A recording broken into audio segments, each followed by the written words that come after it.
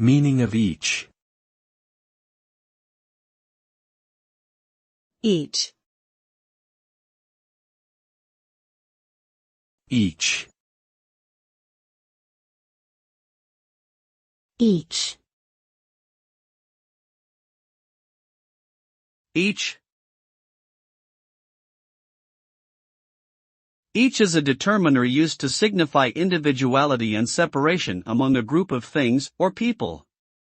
It implies that every member of the group is considered individually and one at a time. When each is used, it is expected that each person or thing is treated separately and given equal attention. This word is often used to indicate an equal distribution of something between all members of the group.